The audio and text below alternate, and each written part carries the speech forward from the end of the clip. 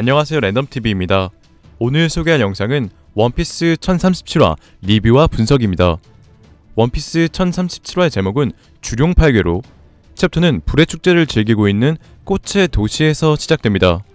축제는 이미 끝났지만 사람들은 여전히 축제를 즐기며 아이들과 어른들은 떠다니는 등에 소원을 적어서 조상들에게 보내고 소원을 빌고 있습니다. 장면이 바뀌고 오니가시마 옥상에서는 루피와 카이도의 싸움이 잠시 멈췄는데 그 이유는 카이도가 술을 먹기 때문으로 루피는 술을 먹는 카이도를 보며 놀라는 것과 동시에 화를 내며 술을 왜 마시냐고 소리칩니다. 루피의 말에 카이도는 재미있어서 술을 마신다며 술을 권하고 오늘은 불의 축제날로 우리도 오니가시마에서 대연회를 했지만 망했다며 갑자기 울기 시작합니다. 이 모습에 루피는 카이도에게 취했는지 물어보고 졌다는 거에 대한 변명으로 취했다 하지 말라 경고합니다.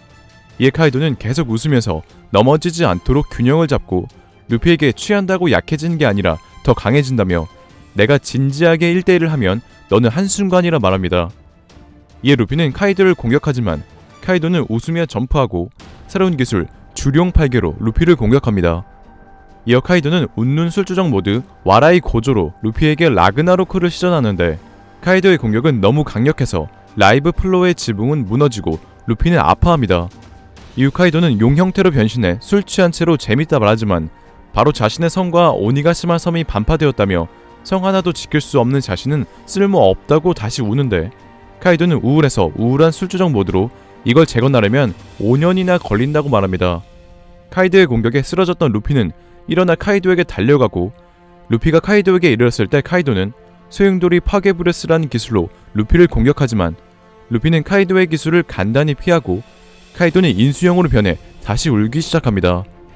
울기 시작한 카이도는 나에게서 떨어지라며 루피를 금쇠봉으로 다시 공격할 준비를 하고 너같이 고집센 녀석은 이걸 먹어야 한다며 려명 8궤를 시전하지만 루피는 그러게 내버려두지 않는다며 카이도의 공격을 피하고 루피는 카이도의 뺨을 강력한 왼발 킥으로 차는데 그 공격은 너무 강력해서 검은 번개를 생성하고 카이도는 루피의 공격에 굴복하지 않고 오른발을 잡은 후 자기를 향해 끌어 강력한 박치기를 먹이며 루피와 카이도의 폐양색이 다시 한번 충돌합니다.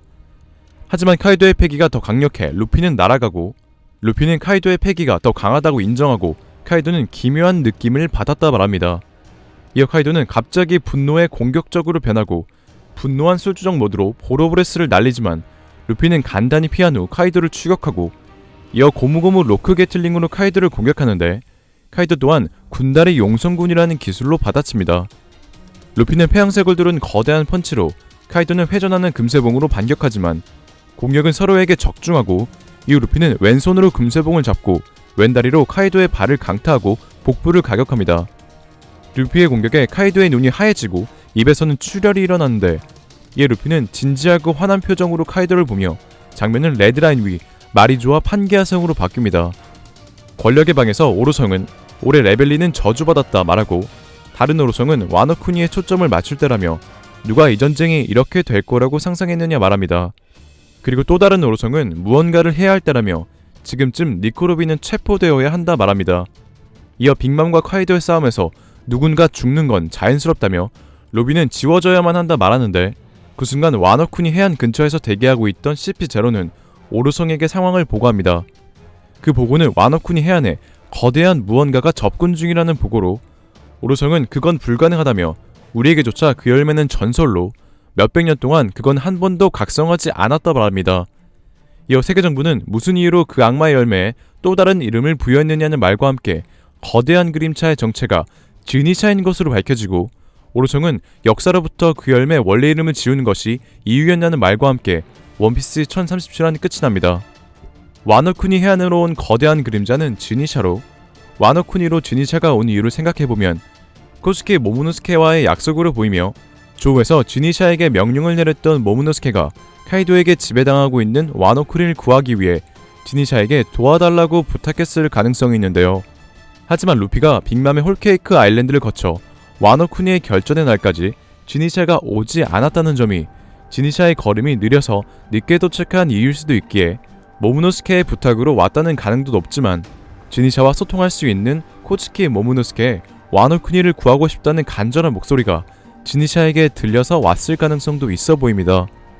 이렇게 모모노스케를 도와주러 온 것으로 보이는 지니샤는 와노쿠니 대전투가 끝나고 모두 지쳐있을 때 와노쿠니 해안 근처에서 대기 중인 세계정부의 군함을 상대하여 와노쿠니를 지배하려는 세계정부로부터 와노쿠니를 지키기 위한 연출이 아닐까 추측하고 있으며, 거대한 그림차가 지니샤로 밝혀진 것과 함께 세계정부 오르성이 그건 불가능하다며 몇백 년 동안 한 번도 각성하지 않았고 세계정부가 또 다른 이름을 부여한 비밀의 악마의 열매를 언급한 이유로 오르성이 언급한 비밀의 악마의 열매는 지니샤와 관련 있는 악마의 열매가 아닌가 추측하고 있는데요. 그리고 세계정부가 또 다른 이름을 부여했다는 떡밥과 지니샤에게 명령할 수 있는 모모노스케가 자신은 죽을 수 없겠다는 대사 떡밥으로 세계정부가 부여한 또 다른 이름은 우라노스가 아닌가 추측하고 있으며, 코즈키 모모노스케는 코즈키 호등의 항해일지에서 자신이 우라노스라는 것을 봤기 때문에 자신은 죽을 수 없다고 말한 게 아닐까요?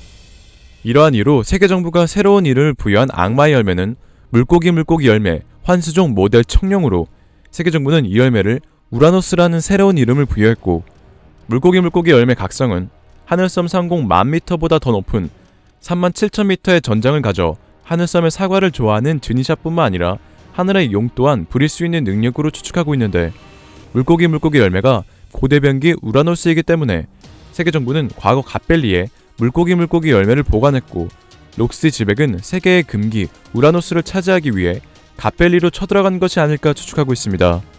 하지만 골디로저와 몽키디거프의 방해로 록스는 죽고 카이도는 빅맘에게 받아 물고기 열매 우라노스를 먹었고, 이러한 이유 때문에 세계정부는 카이도를 죽이기 위해 40번이나 처형했지만 카이도는 죽지 않았고 인체 실험을 당한 게 아닌가 추측하고 있습니다.